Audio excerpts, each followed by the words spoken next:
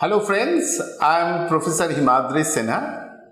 I am Provost of IIHMR University and Dean of School of Development Studies. I am very excited to announce the launch of IIHMR University's online certificate courses designed to provide specialized knowledge and skills in critical areas. One of our new program is on sustainable governance and ESG.